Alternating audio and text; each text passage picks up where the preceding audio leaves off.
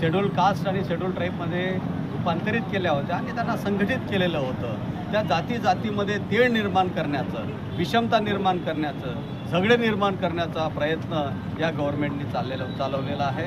जर का या केसची चांगल्या प्रकारे पैरवी झाली असती तर कदाचित हा निर्णय आलेला नसता, जो 7 जजेसच्या बेंचचा निर्णय आलेला आहे। आम्हाला असं वाटतं की या निर्णयाच्या माध्यमातून या देशामध्ये SC STच्या या लोकांमध्ये अलग अलग जाती धर्माच्या लोकांमध्ये जे एक झालेले आहे शेड्यूलमध्ये, त्या लोकांमध्ये जातीभेद आणि विषमता निर्माण करण्याचा हा मोठा प्रयत्न आहे आणि म्हणून उद्या येणाऱ्या पिढीला फार मोठं आव्हान आहे। यापुढे तरी बहनजींनी जे सांगितल्याप्रमाणे आम्ही सर्व समाजाला, चाहे वो कोई भी हो, सर्व समाजाला एकत्रित करून त्यांच्या माध्यमातून खरं काय आहे हे पटवून देण्यासाठी आम्ही फिरत आहोत। आम्ही या रॅलीच्या माध्यमातून 22 जिल्हे टच करणार आहोत आणि याचा शेवट चैत्यभूमीवर होणार आहे आणि त्या दिवशी मान्यवर कांशीराम साहेबाचा स्मृतिदिन आहे आणि त्या स्मृतिदिनानिमित्त धारावी येथे मोठी विशाल रॅली आम्ही तिथे करतो आहे।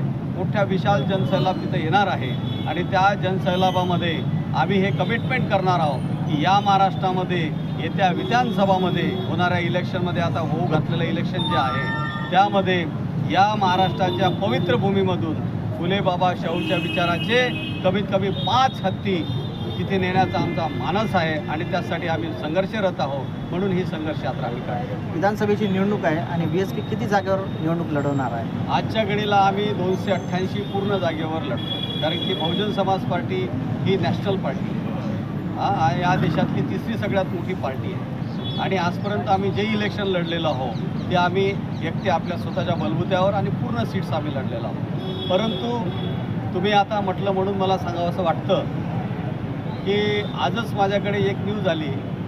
आदरणीय प्रकाश आंबेडकरजी जे वंचित आघाडीचे प्रमुख आहेत त्यांनी असं म्हटलेलं आहे की बहनजींनी जर असं विचार केला किंवा बहनजीची जर इच्छा असेल तर आम्ही एकत्रीकरण करू शकतो किंवा युती करू शकतो। तर मला फार चांगलं वाटलं। मी त्यांचं स्वागत करतो की त्यांनी ज्या प्रकारे आपल्या मनातली गोष्ट म्हणून दाखवली। आता ही मनातली आहे की बाहेरची आहे हे कळायला मार्ग नाही आहे, पण आमचा अनुभव असा आहे की 2019ला आमचे नॅशनल कोऑर्डिनेटर, सेंट्रल कोऑर्डिनेटर सन्माननीय अशोक सिद्धार्थ साहेब त्यावेळेस खासदार होते, आज माजी खासदार झालेले आहे। सोबतच त्यावेळेस राजभरजी इथे होते लावलेले, ते राज्यमंत्री होते।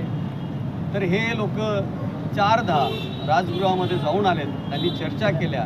3दा तर त्यांना वेळच मिळाला नव्हता, पण एकदा त्यांची चर्चा झाली, पण त्या चर्चेच्या अंती कुठे असा पॉझिटिव्ह निर्णय निघालेला नाही। म्हणून मला असं वाटते की याच्यामध्ये काही राजनीती तर नाही, पण जर हे खरं असेल तर आंबेडकरी जनता या निर्णयाचं खूप स्वागत करेल आणि आम्हीसुद्धा बहनजींना असं निवेदन करू, बहनजींना विनंती करू की जर आंबेडकरी समाज या महाराष्ट्रामध्ये एकवटत असेल, एका ठिकाणी येत असेल, निळ्या झेंड्याच्या खाली एक येत असेल आणि सगळे निळे झेंडे एका ठिकाणी येऊन बाबासाहेबाच्या हत्तीला आणि बाबासाहेबाच्या विचाराला मोठं करण्याचं काम करत असेल तर आम्हीसुद्धा बहनजींना ही विनंती करू की या महाराष्ट्रामध्ये वंचितसोबत आपली युती व्हायला पाहिजे, अशी विनंती आम्ही बहनजींना करणार।